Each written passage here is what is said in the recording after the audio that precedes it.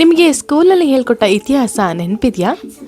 ಭಾರತೀಯ ಇತಿಹಾಸ ಅಂದರೆ ಸಿಂಧು ನಾಗರಿಕತೆ, ಮೌರ್ಯರ ಆಗಮನ, ಆಮೇಲೆ ಆರ್ಯರು ಎಲ್ಲವೂ ಸೇರಿ ಒಟ್ಟಾರೆ 3000ರಿಂದ 4000 ವರ್ಷ ಅಷ್ಟೇ ಅಲ್ವಾ? ಆದರೆ ನಾನಿವತ್ತು ಅದೆಲ್ಲ ಪೂರ್ತಿ ಸತ್ಯ ಅಲ್ಲ ಅಂತ ಹೇಳಿದ್ರೆ, ನಮ್ಮ ಇತಿಹಾಸ ಪುಸ್ತಕಗಳು ಹೇಳದ, ಬ್ರಿಟಿಷರು ಮರೆಮಾಚಿದ, ಸೈನ್ಸ್ ಬಲವಾಗಿ ಒಪ್ಪಿಕೊಳ್ಳುವ ಒಂದು ಸತ್ಯವಿದೆ. ಅದೇನೆಂದರೆ, ನಮ್ಮ ಭಾರತೀಯ ಇತಿಹಾಸ ಕೇವಲ 3000 ವರ್ಷಗಳಷ್ಟು ಹಳೆಯದಲ್ಲ, ಬರೋಬ್ಬರಿ 75,000 ವರ್ಷಗಳಷ್ಟು ಹಳೆಯದು. ಇದು 2 ಲಕ್ಷ ವರ್ಷಗಳಷ್ಟು ಹಳೆಯದು ಅಂತ ವಿಶ್ಲೇಷಕರು ಹೇಳ್ತಾರೆ. ಆದರೆ ಇವಾಗ ಸದ್ಯಕ್ಕೆ 75,000 ವರ್ಷಗಳು ಅಂತ ಅಂದ್ಕೊಳ್ಳೋಣ. ಇವತ್ತಿನ ಈ ಸಂಚಿಕೆಯಲ್ಲಿ ನಾವು ಬರೀ ಹಳೆಯ ಕಥೆಗಳನ್ನು ಹೇಳಲ್ಲ. ನಾವು ಜೆನೆಟಿಕ್ಸ್, ಆರ್ಕಿಯೋಆಸ್ಟ್ರಾನಮಿ ಮತ್ತು ಓಷಿಯಾನೋಗ್ರಫಿಗಳನ್ನು ಬಳಸ್ಕೊಂಡು ಕಾಲದ ಆಳಕ್ಕೆ ಇಳಿದು ರಾಮಾಯಣ ಮಹಾಭಾರತಗಳು ಬರೀ ಕಥೆಗಳಲ್ಲ, ಅವು ನಮ್ಮ ಪೂರ್ವಜರು ನಮಗೆ ಬಿಟ್ಟು ಹೋದ ವೈಜ್ಞಾನಿಕ ದಾಖಲೆಗಳು ಅನ್ನೋದನ್ನು ತಿಳಿಯೋಣ.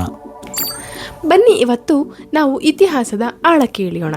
ಬಿಯಾಂಡ್ ಆಬ್ವಿಯಸ್ ನಮ್ಮನ್ನು ಸಾಮಾನ್ಯತೆಯ ಆಚೆಗೆ ಕರೆದೊಯ್ಯುವ ಕಥನ.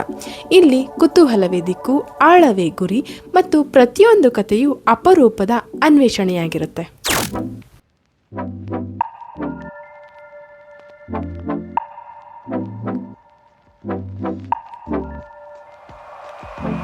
ಮೊದಲಿಗೆ ನಾವು ಮನುಷ್ಯನ ರಕ್ತದಲ್ಲಿರುವ ಸಾಕ್ಷಿಯನ್ನು ನೋಡೋಣ.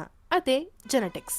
2015ರಲ್ಲಿ ಮೋನಿಕಾ ಕಾರ್ಮಿನ್ ಅವರ ನೇತೃತ್ವದಲ್ಲಿ ಒಂದು ಜಾಗತಿಕ ಸಂಶೋಧನೆ ಒಂದು ಇಂಟ್ರೆಸ್ಟಿಂಗ್ ವಿಷಯನ ಹೊರಹಾಕ್ತು. ಸುಮಾರು 7500 ವರ್ಷಗಳ ಹಿಂದೆ, ಅಂದರೆ ಕ್ರಿಸ್ತಪೂರ್ವ 5500ರಲ್ಲಿ ಭಾರತದಲ್ಲಿ ಪುರುಷರ ಜನಸಂಖ್ಯೆ ಹಠಾತ್ತನೆ ಕುಸಿಯುತ್ತೆ. ಸಾಮಾನ್ಯವಾಗಿ ಸೊಸೈಟಿನಲ್ಲಿ ಒಂದು ಗಂಡು ಹೆಣ್ಣಿನ ಅನುಪಾತ 1:3 ಇರಬೇಕು. ಆದರೆ ಆ ಸಮಯದಲ್ಲಿ ಅದು 1:17ಕ್ಕೆ ಕುಸಿತು. ಅಂದರೆ ಒಬ್ಬ ಪುರುಷ 17 ಮಹಿಳೆಯರು. ಇದಕ್ಕೆ ಕಾರಣವಾದರೂ ಏನು? ರಿಸರ್ಚರ್ ನೀಲೇಶ್ ಓಕ್ ಅವರು ಈ ಡೇಟಾನ ಕೋರಿಲೇಟ್ ಮಾಡಿ ನೋಡಿ ಹೇಳೋ ಪ್ರಕಾರ ಇದು ಮಹಾಭಾರತದ ಯುದ್ಧದ ಪರಿಣಾಮ. ಮಹಾಭಾರತದಲ್ಲಿ ಸುಮಾರು 4 ಮಿಲಿಯನ್ ಅಂದರೆ 40 ಲಕ್ಷ ಪುರುಷರು 18 ದಿನಗಳಲ್ಲಿ ಸಾವನ್ನಪ್ಪಿದ್ದಾರೆ. ಆಗಿನ ಒಟ್ಟು ಜನಸಂಖ್ಯೆಗೆ ಹೋಲಿಸಿದರೆ ಅಷ್ಟು ದೊಡ್ಡ ಪ್ರಮಾಣದ ಗಂಡಸರ ಸಾವು ಈ ವೈ ಕ್ರೋಮೋಸೋಮ್ ಬಾಟಲ್ ನೆಕ್ ಅಥವಾ ತಳಿಶಾಸ್ತ್ರದ ಕಂದಕವನ್ನು ಸೃಷ್ಟಿಸಿತ್ತು. ಈ ಜೆನೆಟಿಕ್ ಸಾಕ್ಷಿ ಸುಳ್ಳು ಹೇಳಲ್ಲ. ಕುರುಕ್ಷೇತ್ರದ ಯುದ್ಧ ಕೇವಲ ಕಥೆಯಲ್ಲ, ಅದು ನಮ್ಮ DNA ಅಡಗಿರುವ ಸತ್ಯ. ಈಗ ನಾವು ಇನ್ನೂ ಹಿಂದೆ ಅಂದರೆ ತ್ರೇತಾಯುಗಕ್ಕೆ ಹೋಗೋಣ. ರಾಮಾಯಣ ಯಾವಾಗ ನಡೀತು ಅಂತ ಕೇಳಿದ್ರೆ ಹಲವರು ಗೊಂದಲ ಪಟ್ಕೋತಾರೆ. ಎಷ್ಟೋ ಜನ ಹತ್ರ ಸ್ಥಿರ ಉತ್ತರ ಇಲ್ಲ. ಆದರೆ ವಾಲ್ಮೀಕಿ ರಾಮಾಯಣದಲ್ಲಿ ಗ್ರಹಗಳ ಸ್ಥಿತಿಗಳನ್ನು ಎಷ್ಟೊಂದು ನಿಖರವಾಗಿ ಬರೆದಿದ್ದಾರೆ ಅಂದರೆ ನಾವು ಇವತ್ತಿನ ಆಧುನಿಕ ಪ್ಲಾನೆಟೇರಿಯಂ ಸಾಫ್ಟ್ವೇರ್ನ ಬಳಸಿ ಆ ದಿನಾಂಕವನ್ನು ಪತ್ತೆ ಹಚ್ಚಬಹುದು. ಇದಕ್ಕೊಂದು ಬೆಸ್ಟ್ ಉದಾಹರಣೆ ಅಗಸ್ತ್ಯ ನಕ್ಷತ್ರ, ಸ್ಟಾರ್ ಕೆನಾಪಸ್. ಇವತ್ತು ನಾವು ಉತ್ತರ ಧ್ರುವ ನಕ್ಷತ್ರವನ್ನು ನಾರ್ತ್ ಪೋಲ್ ಸ್ಟಾರ್ ಅನ್ನು ನೋಡ್ತೀವಿ. ಆದರೆ ರಾಮಾಯಣದ ಸಮಯದಲ್ಲಿ ಅಗಸ್ತ್ಯ ನಕ್ಷತ್ರವು ದಕ್ಷಿಣ ಧ್ರುವ ನಕ್ಷತ್ರ, ಸದರ್ನ್ ಪೋಲ್ ಸ್ಟಾರ್ ಆಗಿತ್ತು. ಭೂಮಿಯ ಅಕ್ಷದ ಬದಲಾವಣೆಯಿಂದ, ಅಂದರೆ ಪ್ರಿಸಿಷನ್ ಆಫ್ ಈಕ್ವಿನಾಕ್ಸಸ್, ಅಗಸ್ತ್ಯ ನಕ್ಷತ್ರವು ದಕ್ಷಿಣ ಧ್ರುವದಲ್ಲಿ ಕಾಣಬೇಕಾದ್ರೆ ಅದು ಕ್ರಿಸ್ತಪೂರ್ವ 12,000 ವರ್ಷಕ್ಕಿಂತ ಹಿಂದೆ ಮಾತ್ರ ಸಾಧ್ಯ. ರಾಮಾಯಣದಲ್ಲಿ ದಕ್ಷಿಣದ ಕಡೆಗೆ ಹುಡುಕಲು ಹೊರಟ ವಾನರಿಗೆ ಸುಗ್ರೀವ ದಕ್ಷಿಣಕ್ಕೆ ಹೋಗುವಾಗ ಈ ನಕ್ಷತ್ರವನ್ನು ರೆಫರೆನ್ಸ್ ಪಾಯಿಂಟ್ ಆಗಿ ಇಟ್ಕೊಂಡು ಹುಡುಕಲು ಹೇಳ್ತಾನೆ. ವಿಜ್ಞಾನದ ಪ್ರಕಾರ ಈ ಘಟನೆ ನಡೆದದ್ದು ಕ್ರಿಸ್ತಪೂರ್ವ 12,209ರಲ್ಲಿ. ಅಂದರೆ ರಾಮಾಯಣ ನಡೆದು ಇಂದಿಗೆ 14,000 ವರ್ಷಗಳಾಗಿವೆ. ಅಷ್ಟೇ ಅಲ್ಲ, ರಾವಣನ ಅರಮನೆಯಲ್ಲಿ 4 ದಂತದ ಆನೆಗಳು, 4 ಟಸ್ಕ್ಡ್ ಎಲಿಫೆಂಟ್ಸ್ ಇದ್ವು ಅಂತ ರಾಮಾಯಣ ಹೇಳುತ್ತೆ.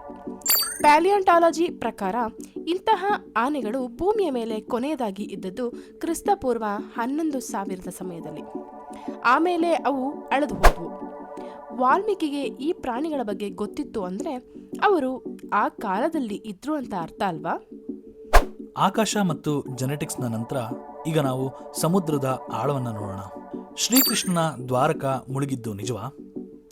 ಸಂಶೋಧನೆ ಪ್ರಕಾರ ಕ್ರಿಸ್ತಪೂರ್ವ 5525ರಲ್ಲಿ ಜಗತ್ತಿನಾದ್ಯಂತ ಸಮುದ್ರ ಮಟ್ಟ ಹಠಾತ್ತನೆ 15ರಿಂದ 23 ಮೀಟರ್ ಏರಿಕೆಯಾಗುತ್ತೆ. ಇದನ್ನು ವಿಜ್ಞಾನಿಗಳು CRE3 ಕೆಟಾಸ್ಟ್ರಾಫಿಕ್ ರೈಸ್ ಇವೆಂಟ್ ಅಂತ ಕರೀತಾರೆ. ಇದೇ ಸಮಯದಲ್ಲಿ ಗುಜರಾತ್ನ ಕರಾವಳಿಯ ಬಳಿ ಇರುವ ದ್ವಾರಕ್ಕೆ ಸಮುದ್ರದ ಪಾಲಾಯಿತು. ಮಹಾಭಾರತದ ಯುದ್ಧದ ನಂತರ ಸರಿಯಾಗಿ 36 ವರ್ಷಗಳ ನಂತರ ಈ ಘಟನೆ ನಡೀತು ಅಂತ ಗ್ರಂಥಗಳು ಹೇಳುತ್ತವೆ. ಆಶ್ಚರ್ಯ ಅಂದರೆ ಆಧುನಿಕತೆ ಜಿಯಾಲಜಿ ಕೂಡ ಇದೇ ಸಮಯದಲ್ಲಿ ಬ್ಲ್ಯಾಕ್ ಸಿ ಮತ್ತು ಇತರ ಕಡೆ ಪ್ರವಾಹ ಬಂದದನ್ನು ಪ್ರೂವ್ ಮಾಡುತ್ತೆ. ಆದರೆ ಕತೆ ಇಲ್ಲಿಗೆ ಮುಗಿಯಲ್ಲ.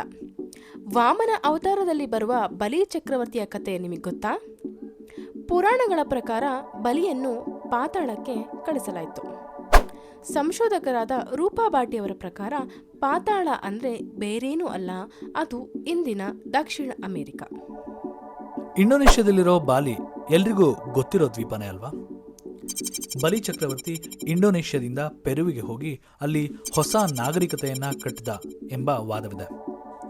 ಇದಕ್ಕೆ ಸಾಕ್ಷಿ ಅಂದರೆ ಪೆರು ದೇಶದ ಪರಕಾಸ್ ಬೆಟ್ಟದ ಮೇಲೆ ಇರುವ ಕ್ಯಾಂಡಲಬ್ರಾ ಆಫ್ ಆಂಡೀಸ್ ಎಂಬ ತ್ರಿಶೂಲ ಆಕಾರದ ಬೃಹತ್ ಚಿತ್ರ. ಇದು ರಾಮಾಯಣದಲ್ಲಿ ಉಲ್ಲೇಖಿಸಲಾದ ದಿಕ್ಸೂಚಿ ಅಥವಾ ಗುರುತು ಇರಬಹುದು. ನೋಡಿ ಸ್ನೇಹಿತರೆ, ವೇದಗಳು ಮತ್ತು ಪುರಾಣಗಳು ಕೇವಲ ಭಕ್ತಿಗೀತೆಗಳಲ್ಲ. ಋಗ್ವೇದವು ವಿಜ್ಞಾನದ ಕಾಂಡ. ಅಲ್ಲಿನ ಮಂತ್ರಗಳು ಬರೀ ಪ್ರಾರ್ಥನೆಗಳಲ್ಲ, ಅವು ಆ ಕಾಲದ ಎನ್ಕ್ರಿಪ್ಟೆಡ್ ಡೇಟಾ.